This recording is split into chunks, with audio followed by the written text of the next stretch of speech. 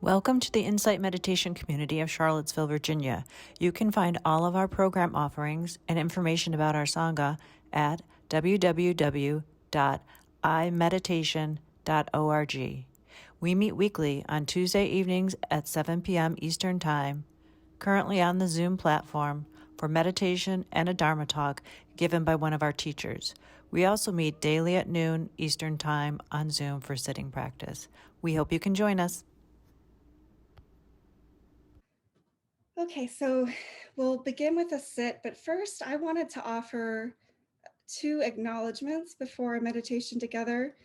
And these are just things that I habitually will do whenever I have an opportunity to speak with a group. And first, I want to acknowledge just the land that we're occupying. So in this part of Virginia, in the Charlottesville area, we are on tribal land. We're occupying tribal land of the Monacan Indian Nation. And this is a nation that still exists today. And at the same time, we're also navigating in this community institutions that were largely built through the labor of enslaved Africans and African Americans. And many of these institutions that are part of our day-to-day life in this community are continuing to perpetuate those legacies of racism and oppression, even when increasingly maybe people don't want that to be the case, that we're still living with that. So I just want to acknowledge that. And I offer those acknowledgements, right, as a white woman, and my ancestors were among those who first colonized these lands. And as someone who continues to benefit from those systems of white supremacy. And finally, I want to acknowledge that there are profound limitations with making statements like this, right? Particularly if there's an absence of sustained and effective action that's really trying to shift resources and leadership away from white supremacy. So just want to acknowledge that. And then the second acknowledgement that I want to make before our sit is just my whole self that I bring to the cushion. And that's a way of inviting all of us to kind of look at what are all the parts of ourselves that we're bringing to this practice and to this community. So in addition to being a white woman, I am a cisgender woman, and I identify as lesbian or queer, and I use she, her pronouns, and I put those in my Zoom name. And I do this habitually just as a way to show solidarity and allyship with non-binary and transgender members of the LGBTQ community who, are folks who are having to work on a daily basis to be their authentic selves and to be respected in our society. So this is a really simple thing that we can do just to share our pronouns. And if it's something that you want to try doing tonight or at any point, you can do this on Zoom by renaming your name, clicking on the 3 dots in the top right corner and just adding that to your name if you feel called to do that.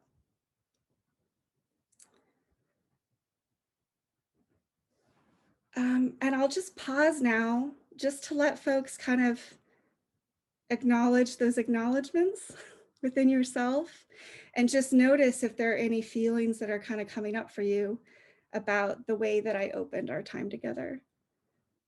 Maybe positive feelings, maybe negative feelings, maybe neutral, but just pausing to kind of acknowledge if anything is arising. So the short talk that I prepared for tonight, I think it's a little on the short side, but that's okay. It's titled Befriending the Darkness. And I wanted to open with 2 short quotes. The first is, hope is being able to see that there is light despite all of the darkness. Hope is being able to see that there is light despite all of the darkness. There is light in darkness, you just have to find it. There is light in darkness, you just have to find it. So over this holiday season, the world lost 2 really powerful teachers. The first quote I read is by Archbishop Desmond Tutu, the human rights activist and Nobel Peace Prize laureate who was a leader in the anti-apartheid movement in South Africa and in the aftermath. And the second quote is by Bell Hooks, the queer, Black, feminist intellectual from this country who identified as a Buddhist Christian and whose activism deeply shaped intersectional politics in ways that are still unfolding. Both of these humans devoted much of their lives to inquiring into and practicing out loud what love looks like as action. And for many, their examples and words have served as torchlights during dark times. When I was a young person and budding activist in my late teens, each of these thinkers influenced me, so I feel personally indebted to them. I found in their teachings clear direction about the necessity of acknowledging my own inherited racism and how it manifests on the inside and on the outside. At the same time, theirs were also among the first voices that I personally had ever encountered who unequivocally acknowledged the okayness of my queerness. And both of those realities, my racism and my queerness, had been cast into the shadows by the particular conservative, white, heteronormative culture that I had been raised in.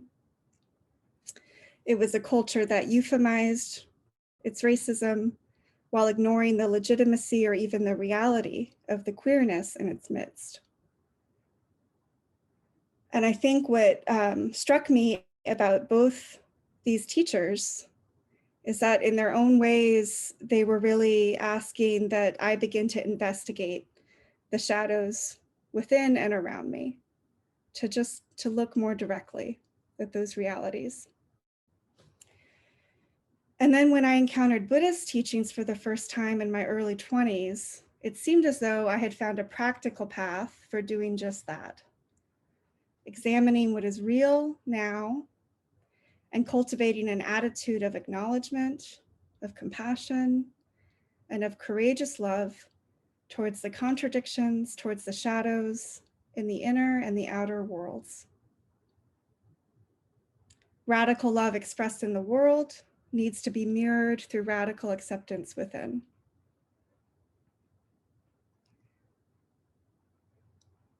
Now, Bell Hooks and Desmond Tutu are among the ancestors, the community of wise, powerfully engaged contemplatives who help light the way for us and for those who will come after us.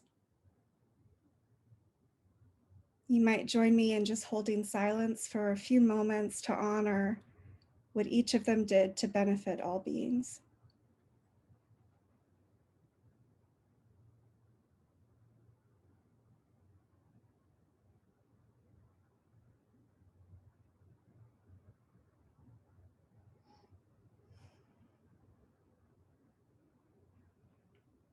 Thank you.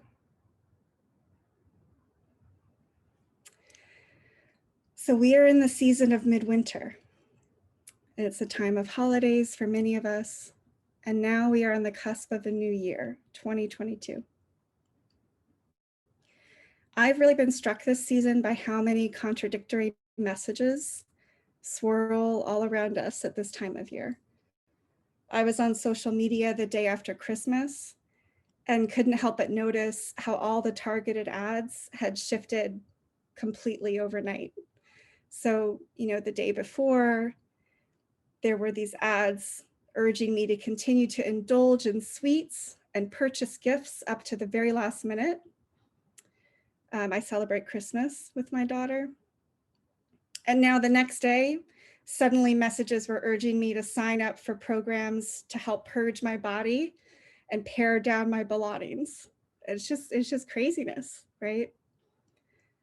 That kind of whiplash that we experience this time of year.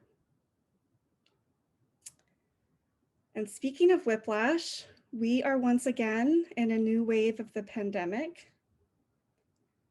continuing to be a collective experience that spares none of us, but isolates each of us in different ways. I found out today that my daughter was exposed over the last few days. And so I spent my day searching for home tests, and every store is sold out. So we're again in that place of urgency and stress and concern, and being asked once again to sort out our sense of risk and responsibility to ourselves and to the collective. And we may be feeling afraid or discouraged, disappointed, or shut off or numb. The pandemic really seems to have this shape where it can feel that as soon as we begin to breathe and reach out for connection, we're sort of knocked back again, right? It's a lot. And even the weather this year is quite confusing. On the one hand, we are in midwinter. The days are still shorter, and there seems to be something inherent in our biology this time of year that wants to slow down, to follow the rhythms of the season, to rest in these shorter days. And yet there are buds coming up in this spring-like weather. A couple days ago, I was at the river walk, the pathway at the Rivanna, and I heard several mothers explaining to their young children who had just gone through Hanukkah or Christmas why it is that the actual world felt so different from the winter wonderland fairy tales that they'd been enjoying lately, and just sort of searching for words to explain that. So we are in an undeniably changing climate. And I think what's really hitting me this year is that this really is the new normal, right? So living with all of these contradictions coming rapidly from all directions, from consumer culture, from social media, from social change, from climate change. This has actually become a kind of baseline for our human reality. And we're going to continue, I think, to be in this kind of pushing and pulling reality. And so how do we steady ourselves within it? I've been asking myself that question. And lately I've been drawing inspiration actually from thinking about key milestones in the life of the historical Buddha and Siddhartha Gautama, and in particular, the moments surrounding his decision to pursue his path, and then the moments surrounding his enlightenment. So just remind us and tell a little story about those moments. So from what we know about the life of the historical Buddha, he was born into an elite family, aristocrats at a small kingdom in the Himalayan foothills more than 2,500 years ago. And he was really sheltered from the realities of the world. And he was in the 1%. He was kept within the confines of a palace and raised as a prince in the lap of luxury and entertainment, a lifestyle that was really designed to prevent him from experiencing any discomfort or any dis-ease. Very much a sheltered life. And as a young man, he was checking all the boxes, right? So he was married to a beautiful woman. They had a healthy child. He had it all. But he also had a nagging feeling that that wasn't all of it, right? I was reading an article from the magazine Tricycle, an article I found online, and the author put it this way: something as persistent as his own shadow drew him into the world beyond the castle walls.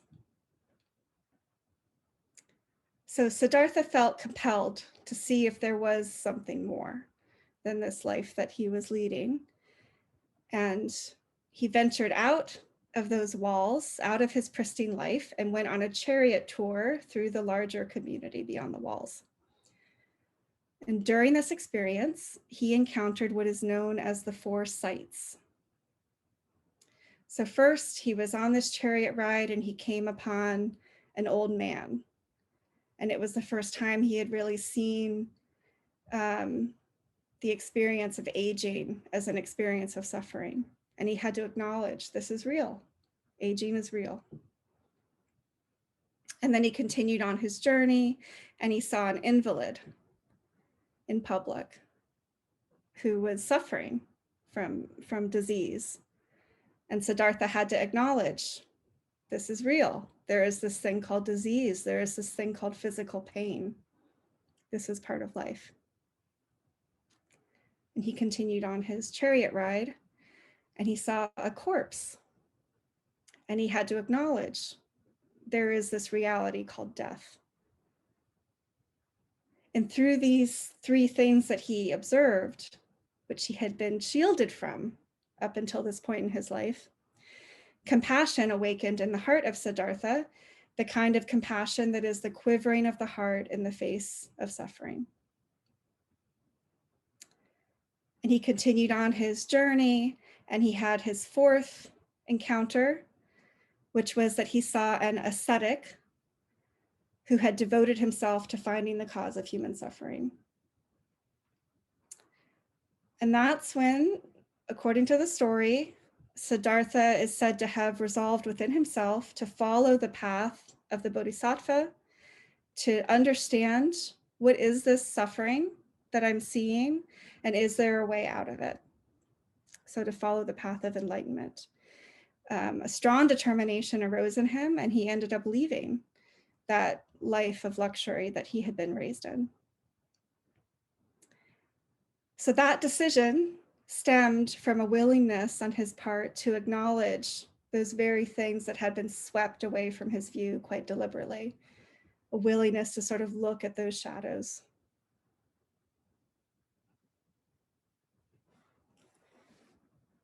So we fast forward through several years of practice as a bodhisattva, and we arrive at Siddhartha's experience of enlightenment.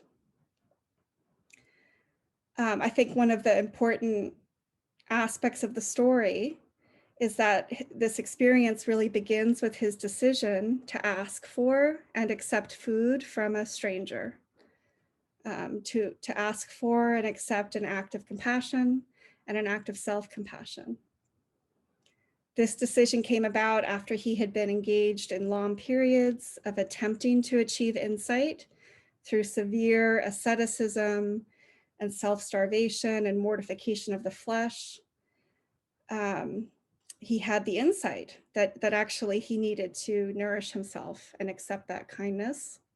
And it was that act of self-compassion that gave him the physical strength to then sit under the Bodhi tree, as the story goes, and to have a strong determination to resolve to practice until he attained a direct experience of enlightenment. And some of the accounts of this enlightenment relate that Siddhartha was visited by the demon Mara, the personification of the forces that are antagonistic to enlightenment. So he was sitting under this tree, determined to persist, and experiencing these waves of fantasy of the ego, waves of temptation, of lust, distraction, greed, terror, doubt.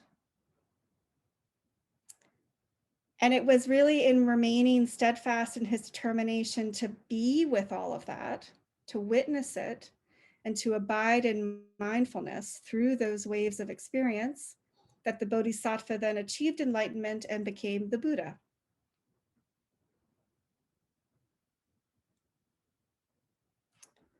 So enlightenment stemmed from a willingness to fully acknowledge the uncomfortable, sometimes the excruciating, visitors to his inner experience, forces that the mind habitually seeks to push away or obscure from view or distract us from or become falsely identified with and subsumed by.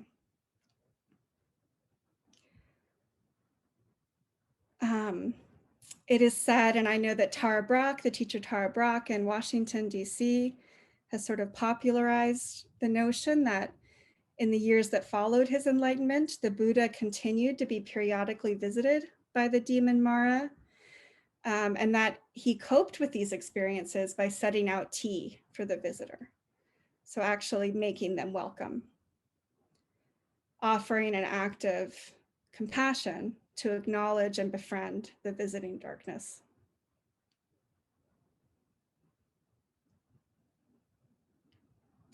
So I personally, in my practice, have been drawn lately to this, to playing with this practice of sitting with darkness, with the inner and with the outer shadows.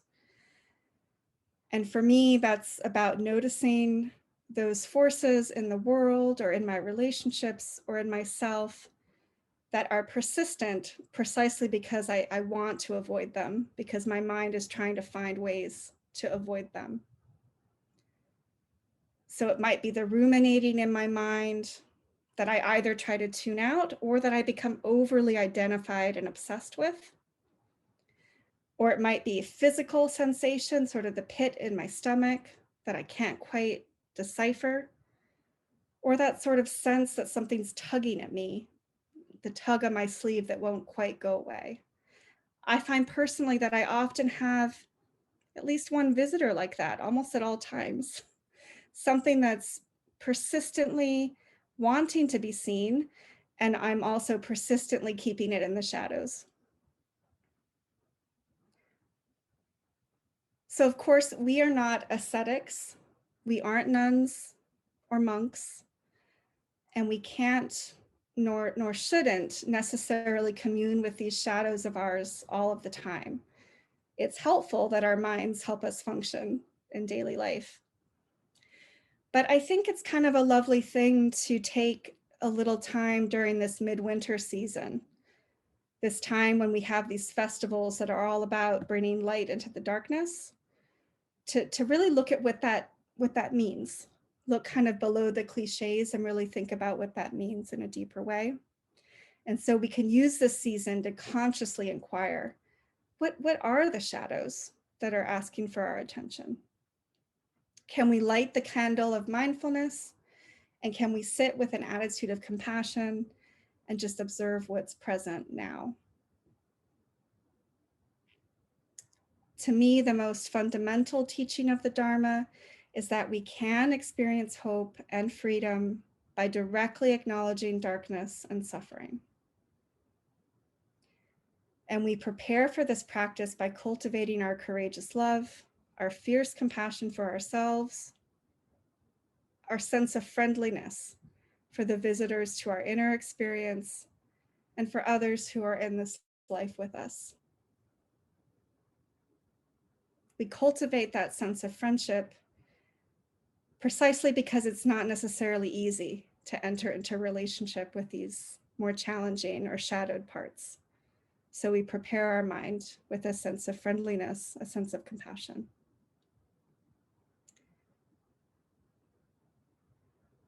So in that spirit, this is a bit of an experiment, but I wanted to invite us to return to the compassion practice, the metta practice that we started with in our sit.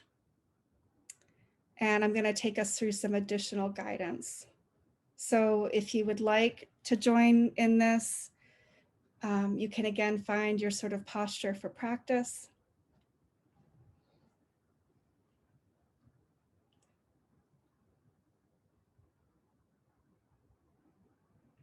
Again, taking a few deeper intentional breaths as you come into the body.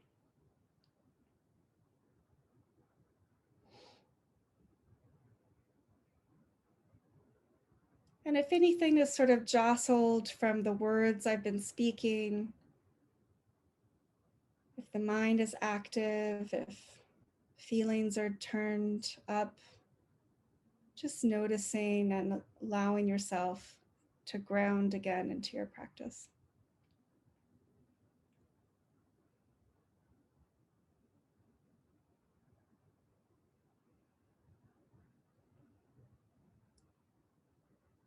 Calling to mind the metta practice that we did together earlier this evening.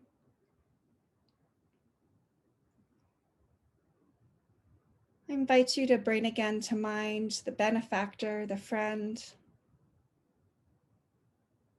And if you think of more than one, that's fine. You can bring as many to mind as you would like.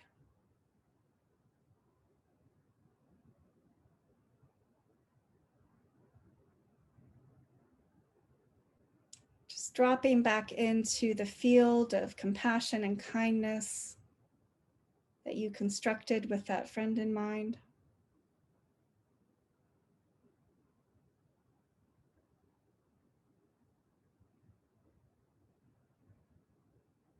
Allowing yourself to soak in the sense of friendliness they have towards you.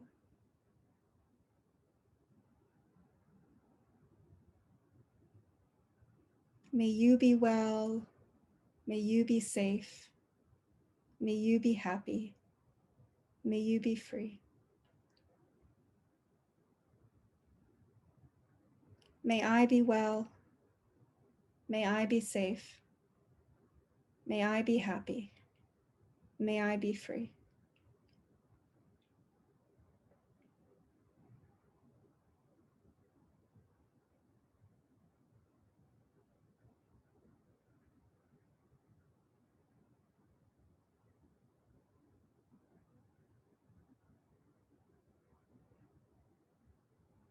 We're held in this circle of kindness, this circle of friendliness.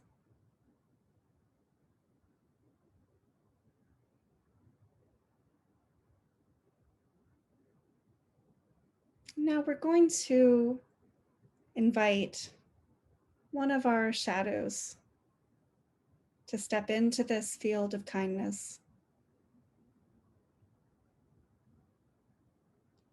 I'd like you to contemplate an aspect of your outer world or your inner world that has been causing you some distress, but that has been also remaining in the shadows. And in doing this, don't pick the most difficult thing in your life, but maybe select a situation, a person, a way of thinking about yourself or feeling that has been causing you some distress or unease, and that maybe you've been avoiding looking at directly.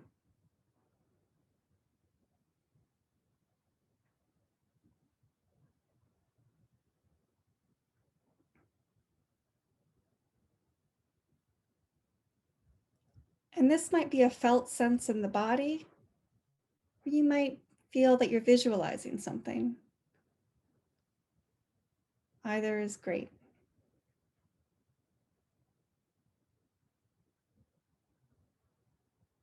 Holding this larger field of kindness, compassion, and friendliness, we can recognize that this shadow, this sense of distress, is a visitor in our experience. You might even visualize pouring tea for this visitor, this shadow.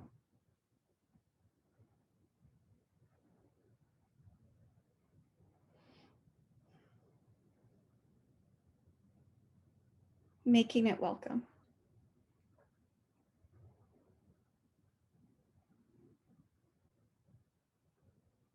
And I invite you to consider taking this opportunity to offer the kindness of acknowledgement to this part of your experience.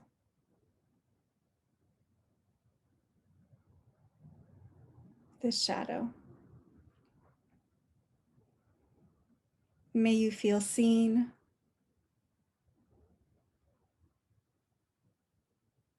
May you feel acknowledged.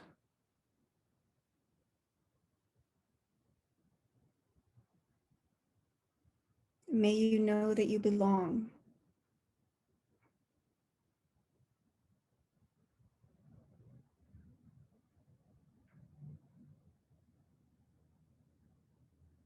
May you feel seen.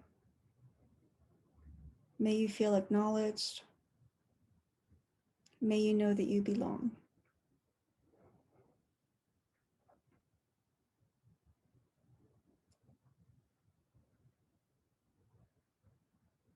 May my intentions for my happiness include your happiness.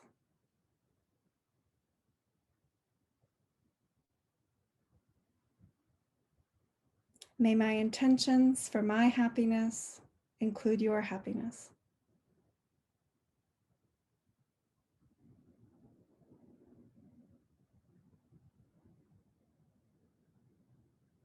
May my intentions for my freedom include your freedom.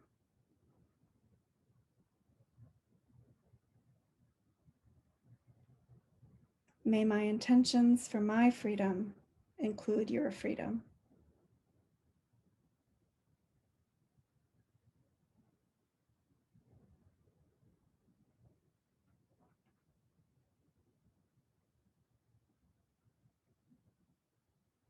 Just taking a few minutes to sit with this and notice what arises.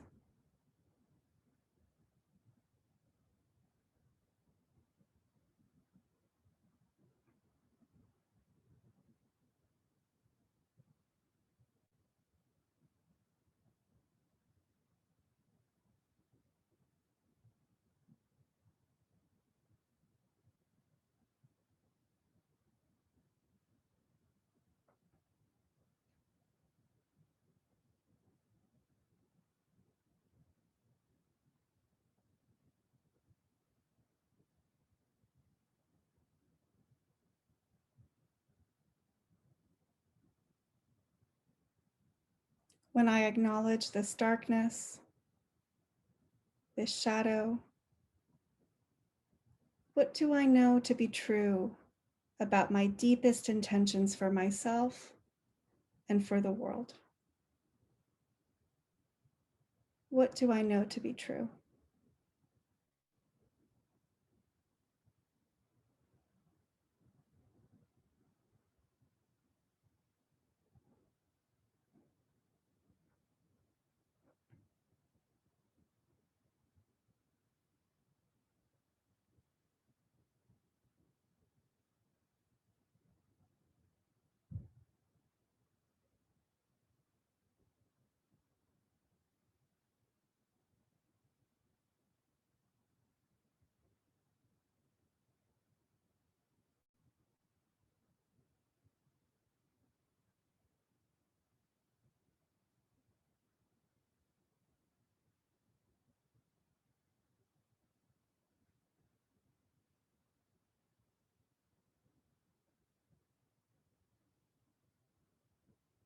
When it feels complete, you can close that practice by offering appreciation to yourself, your willingness to acknowledge, to inquire, and allowing yourself to once again feel held in this field of self-compassion, friendliness.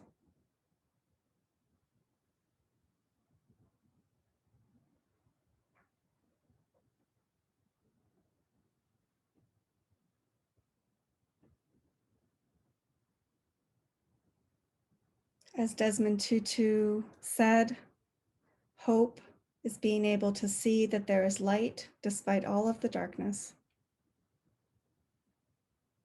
As Bell Hooks said, there is light in darkness.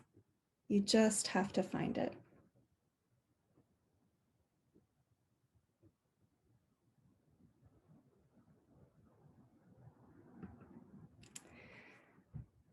And with that, I'm going to close my first Zoom Dharma talk.